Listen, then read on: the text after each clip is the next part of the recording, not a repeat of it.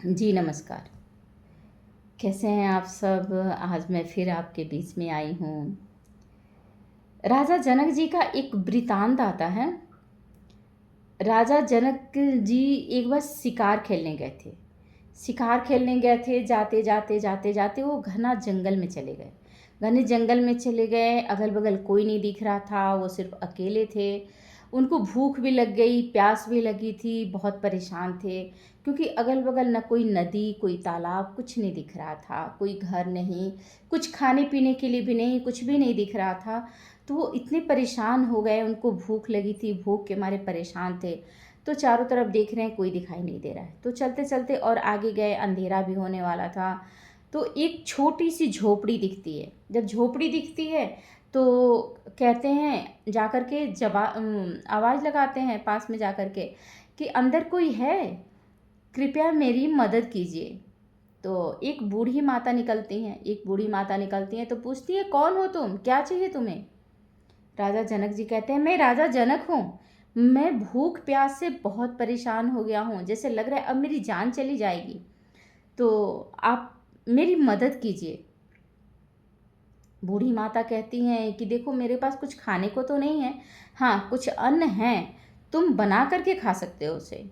ठीक है माता, दे दो आप, मैं बना लूँगा। तो थोड़ा सा चावल, थोड़ी सी दाल वो दे देती हैं, एक छोटा सा बर्तन दे देती हैं, कहती हैं बना लो इसमें। वो राजा जनक जी लकड़ियाँ काटते हैं, आग जलाते हैं और दोनों को आपस में मिला कर के खिचड़ी बना लेते हैं। वो खिचड़ी बना लेते हैं, फिर केला का पत्ता काट के ले आते हैं, सोचते हैं अभी तो बहुत गर्म है, मैं जाके मुँह हाथ धो के आता हूँ। केले के पत्ते पे वो डाल देते हैं खिचड़ी को और हाथ मुँह धोने चले जाते हैं। अब जैसे धोने जाते हैं, दो सांड कहीं से लड़ते लड़ते लड़ते लड़ते आते हैं और आकर के अपने पैरों से रौंद देते हैं। और पैरों से रौंद देते हैं, वो खिचड़ी खाने लायक नहीं बचती है। जब राजा जनक जी आते हैं मुँह धो करके, तो देख रहे हैं कि मेरी खिचड़ी तो तहस नहस हो गई है, ये तो खाने लायक ही नहीं बची है। अब ये दुख के मारे रोने लगे। अब रोने लगे, इनकी आँख से आंसू आने लगा।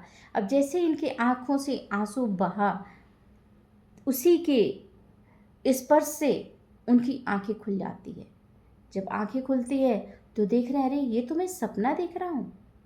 फिर सोचते हैं, वो सपना था या ये सपना है, असलियत है क्या? फिर वो दरबार में जाते हैं, चिंतित रहने लगते हैं, सोचते हैं किससे पूछूं, किससे पूछूं। एक ब्राह्मण से पूछते हैं। तो ब्राह्मण कहते हैं कि ठीक है महाराज जी, इसका आंसर तो कोई ही दे पाएगा, हर इंसान तो नहीं दे पाएगा। खैर एक दिन की बात है, उनके राजमहल में शास्त्रार्थ हो रहा था, तो अच्छे अच्छे पंडित आए हुए थे। उसमें उन्होंने अपना प्रश्न रखा, इसका आंसर किसी के पास नहीं था। ठीक उसी समय अष्टावक्र जी के पिताजी आए हुए थे। तो अपने घर पे अष्टावक्र जी कहते हैं कि माता, मेरे पिताजी कहाँ गए हैं? उनकी माता कहती हैं कि बेटा, वो राजा जनक के दरबार में गए हैं। तो मैं भी जाऊंगा, तू अभी बालक हो, तुम ना जाओ, मैं जाऊंगा, मैं भी शास्त्रार्थ में हिस्सा लूंगा। माँ के मना करने पे भी नहीं मानते हैं, जिद करके वो चले जाते हैं। चूँकि वो अभी बालक रहते हैं और अष्टावक्र जी एक सांवले से, काफ़ी काले से, 8 जगह से टेढ़े रहते हैं। उनको देख करके सारे सभा के लोग हंसने लगते हैं। जब हंसने लगते हैं, एक से एक विद्वान आए रहते हैं, सब हंसने लगते हैं। जब हंसने लगते हैं तो अष्टावक्र जी कहते हैं, राजन तुमने चमारों की टोली बिठा रखी है क्या यहाँ पे? चमारों की भीड़ क्यों इकट्ठा कर रखी है? तो इनकी ये बातें सुन करके सभी लोग चुप हो जाते हैं। अष्टावक्र जी कहते हैं कि ये तो चमड़ी को देख करके उसका मोल लगाते हैं, चमड़ी का मोल नहीं होता है, चमड़ी को मत देखो। फिर अष्टावक्र जी जाते हैं, कहते हैं कि राजन, मैं आपके क्वेश्चन का आंसर दूंगा और शास्त्रार्थ में मैं भी हिस्सा लूंगा। राजा जनक कहते हैं ठीक है, अच्छी बात है। वो अपना प्रश्न दोहराते हैं। अष्टावक्र जी कहते हैं कि राजन, बताने वाला बड़ा होता है या पूछने वाला? जनक जी कहते हैं कि बताने वाला। फिर उतरो, तुम क्यों बैठे हो आसन पे? राजा जनक जी नीचे उतर जाते हैं।